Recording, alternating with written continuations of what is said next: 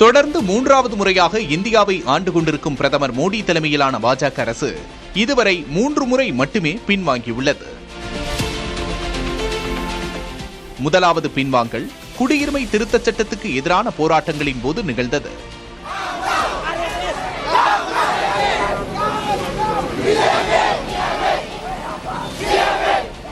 நாடு தழுவிய தேசிய குடிமக்கள் பதிவேடு திட்டத்தை அமல்படுத்துவது குறித்து மத்திய அமைச்சர் அமித்ஷா தொடர்ந்து பேசி வந்தார். ஆனால் போராட்டங்கள் தீவிரமடைந்த நிலையில் நாடு தழுவிய குடிமக்கள் பதிவேடு குறித்து அரசு எந்த முடிவும் எடுக்கவில்லை என்று பிரதமரே தெரிவித்தார். இரண்டாவது முறை விவசாயிகளின் போராட்டத்தால் பாஜக அரசு பின்வாங்கியது. டெல்லி மற்றும் அதன் எல்லைகளில் நடைபெற்ற போராட்டத்தால் 3 வேளாண் சட்டங்களையும் மத்திய அரசு திரும்பப் பெற்றது.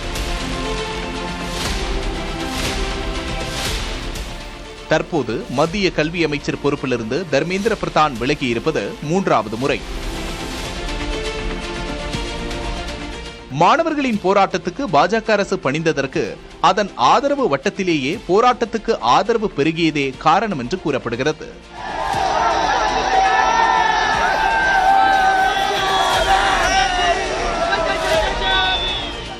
நடுத்தர ஏழை வர்க்கத்தைச் சேர்ந்த மாணாக்கரும் இளைஞர்களும் பாஜகவின் ஆதரவு தளத்துக்குள்ளோ அதன் அருகிலோ இருப்பவர்கள் என்றும் அவர்கள் போராட்டத்துக்கு ஆதரவாக திரளத் தொடங்குவது அரசியல் ஆபத்து என்பதால் தர்மேந்திர பிரதான் பதவி விலகி இருப்பதாகவும் அரசியல் விமர்சகர்கள் தெரிவிக்கின்றனர்.